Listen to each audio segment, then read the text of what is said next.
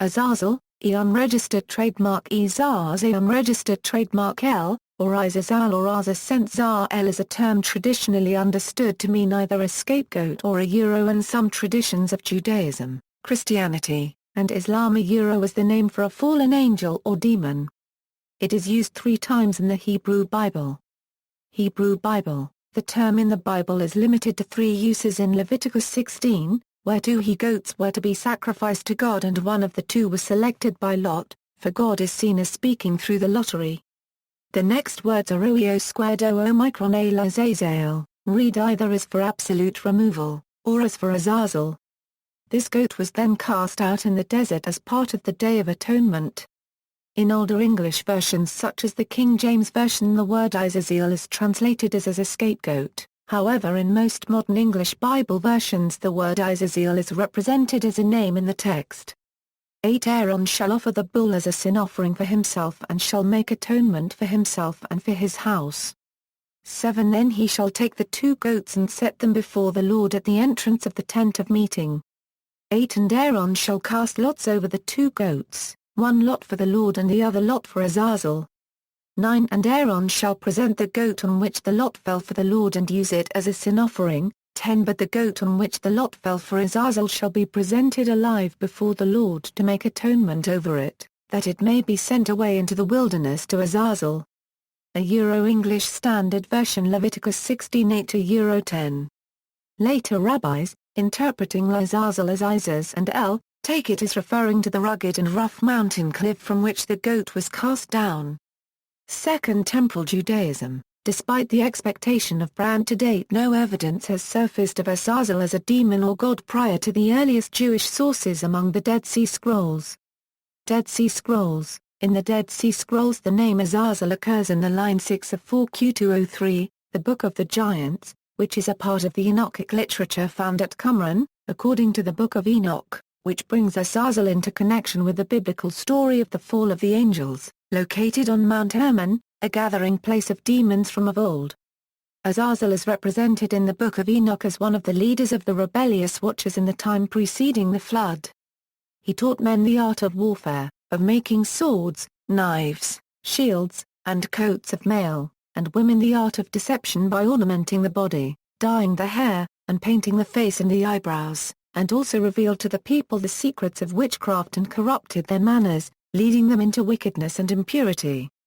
Until at last he was, at the Lord's command, bound hand and foot by the archangel Raphael and chained to the rough and jagged rocks of Hardujuel, where he is to abide in utter darkness until the great day of judgment, when he will be cast into the fire to be consumed forever.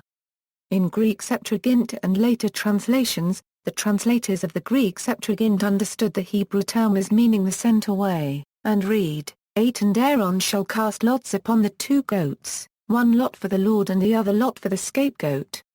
9 And Aaron shall present the goat on which the lot fell for the Lord, and offer it as a sin offering.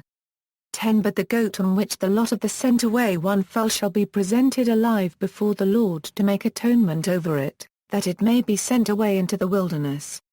Following the Septuagint, the Latin Vulgate, Martin Luther and the King James Bible also give readings such as Young's literal translation, and Aaron hath given lots over the 2 goats, 1 lot for Jehovah, and 1 lot for a goat of departure. This is rendered Azāzêl, according to the Syriac Peshitta version, as in Qumran fragment 4Q180. In 1 Enoch and 3 Enoch. The whole earth has been corrupted through the works that were taught by Azazel, to him ascribe all sin. A Euro 1 Enoch 10:8. According to 1 Enoch, Azazel was one of the chief Grigori, a group of fallen angels who married women. This same story is told in Genesis 6:2 a Euro 4, that the sons of God saw the daughters of men that they were fair. And they took them wives of all which they chose. A Euro There were giants in the earth in those days. And also afterward, when the sons of God came in unto the daughters of men, and they bore children to them, the same became mighty men which were of old, men of renown. 1 Enoch portrays Azazel as responsible for teaching people to make weapons and cosmetics, for which he was cast out of heaven. 1 Enoch 8:1 a Euro 3 reads, And Azazel taught men to make swords and knives and shields and breastplates. and made known to them the metals of the earth and the art of working them, and bracelets and ornaments, and the use of antimony and the beautifying of the eyelids, and all kinds of costly stones and all coloring tinctures. And there arose much godlessness, and they committed fornication, and they were led astray and became corrupt in all their ways.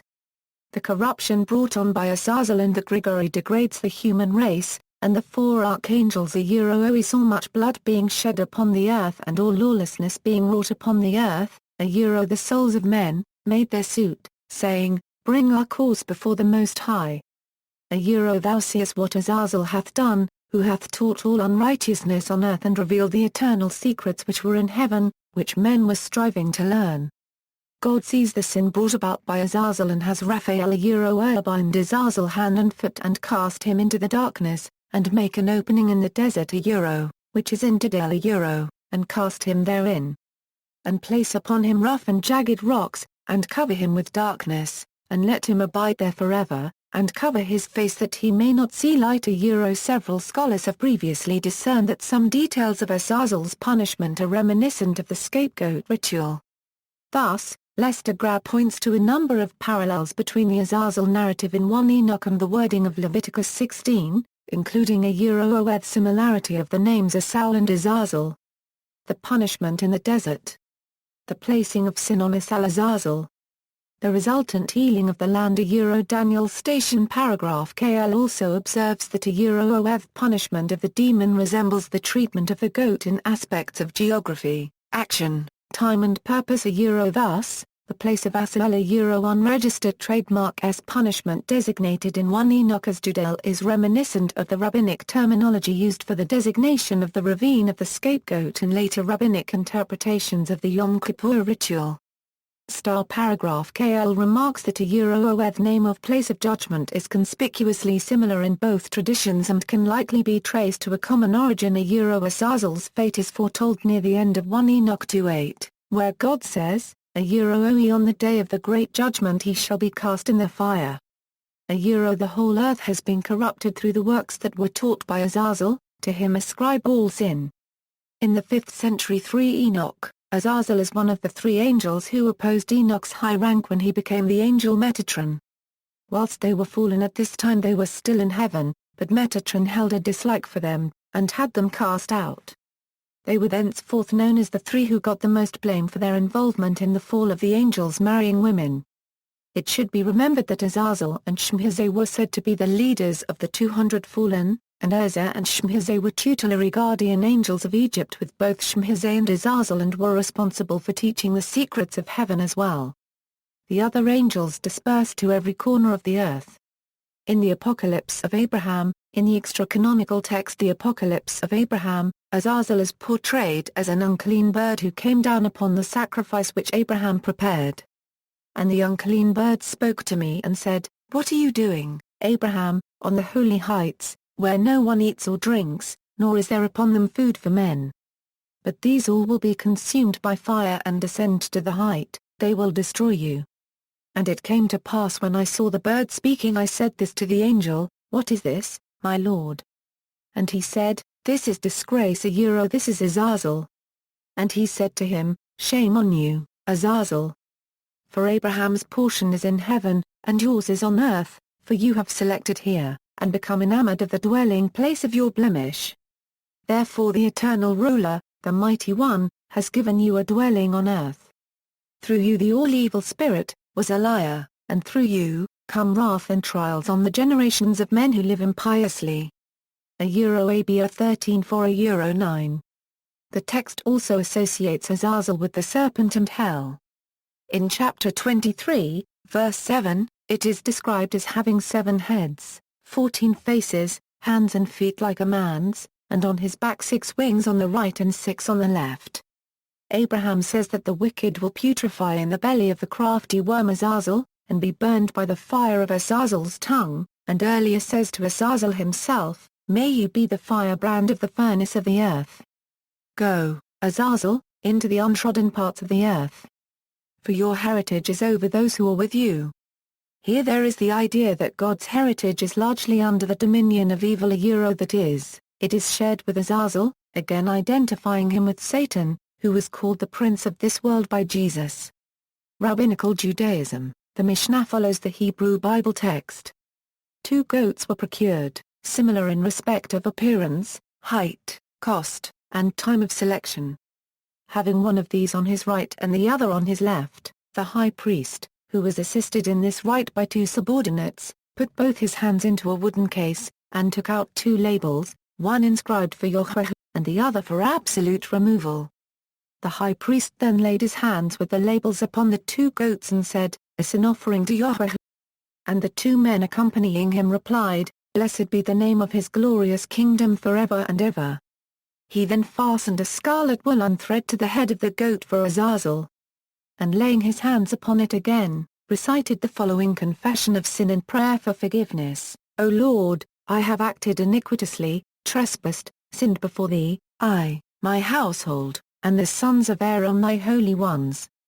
O Lord, forgive the iniquities, transgressions, and sins that I, my household, and Aaron's children, thy holy people, committed before thee, as is written in the law of Moses, thy servant, for on this day he will forgive you, to cleanse you from all your sins before the Lord. Ye shall be clean." This prayer was responded to by the congregation present. A man was selected, preferably a priest, to take the goat to the precipice in the wilderness. And he was accompanied part of the way by the most eminent men of Jerusalem. 10 booths had been constructed at intervals along the road leading from Jerusalem to the steep mountain. At each one of these the man leading the goat was formally offered food and drink, which he, however, refused. When he reached the 10th booth those who accompanied him proceeded no further, but watched the ceremony from a distance. When he came to the precipice he divided the scarlet thread into 2 parts, one of which he tied to the rock and the other to the goat's horns, and then pushed the goat down. The cliff was so high and rugged that before the goat had traversed half the distance to the plain below, its limbs were utterly shattered.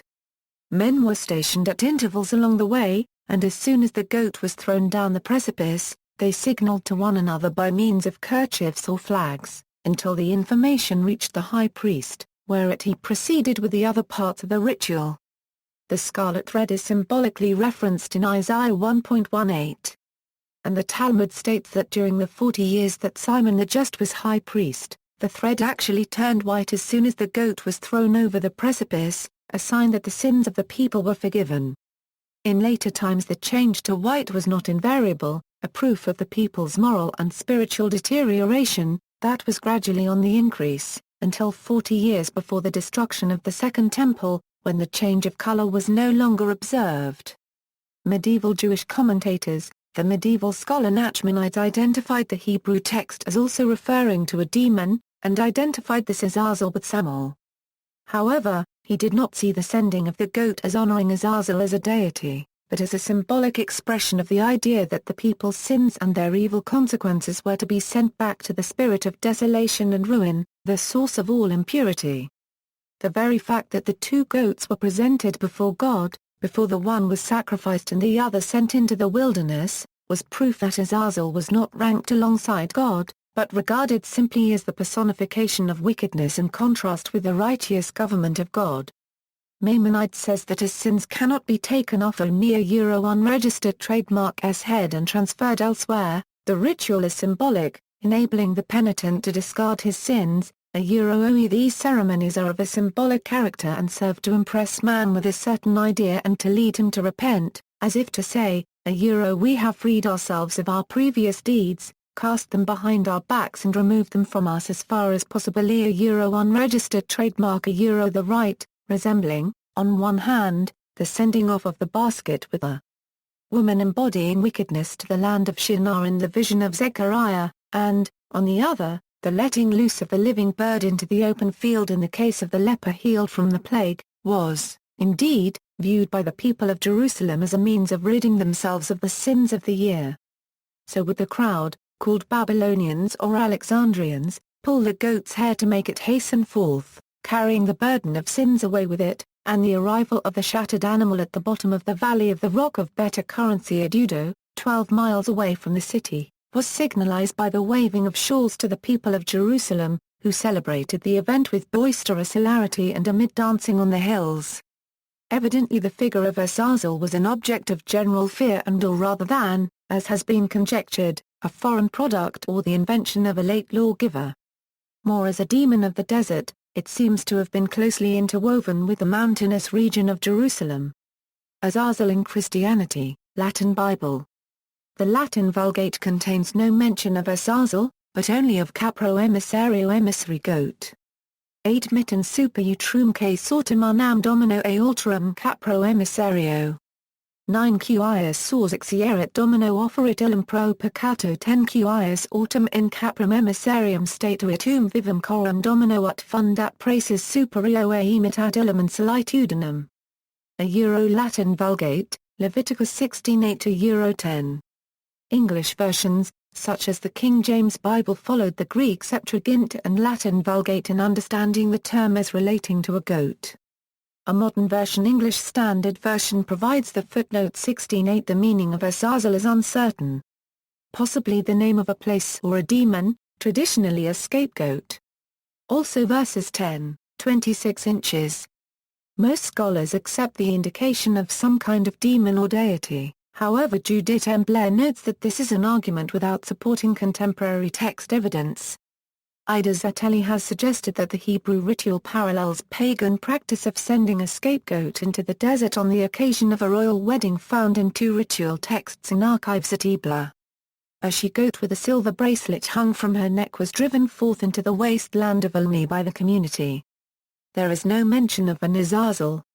According to the Expositor's Bible commentary, Azazel is the Hebrew word for scapegoat.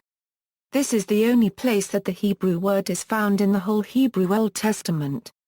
It says that the Book of Enoch is full of demonology and reference to fallen angels. The EBC says that this text uses late Aramaic forms for these names, which indicates that the Book of Enoch most likely relies upon the Hebrew Leviticus text rather than the Leviticus text being reliant upon the Book of Enoch. Christian commentators, Cyril of Alexandria sees the Apompeios as a foretype of Christ. Origen identifies Azazel with Satan. Seventh-day Adventists. Adventists teach that the scapegoat, or Azazel, is a symbol for Satan. This was commonly taught among Christians of other centuries as well. The scapegoat scenario has been interpreted to be a prefigure of the final judgment by which sin is removed forever from the universe. Through the sacrifice of Jesus, the sins of the believers are forgiven them, but the fact that sins were committed still exist on record in the books of heaven. After the final judgment, the responsibility for all those forgiven sins are accredited to the originator of sin, Satan. After which, Satan is destroyed in the lake of fire. Sin no longer will exist anywhere. They believe that Satan will finally have to bear the responsibility for the sins of the believers of all ages, and that this was foreshadowed on the Day of Atonement when the high priest confessed the sins of Israel over the head of the scapegoat. Some critics have accused Adventists of giving Satan the status of sin-bearer alongside Jesus Christ. Adventists have responded by insisting that Satan is not a savior, nor does he provide atonement for sin.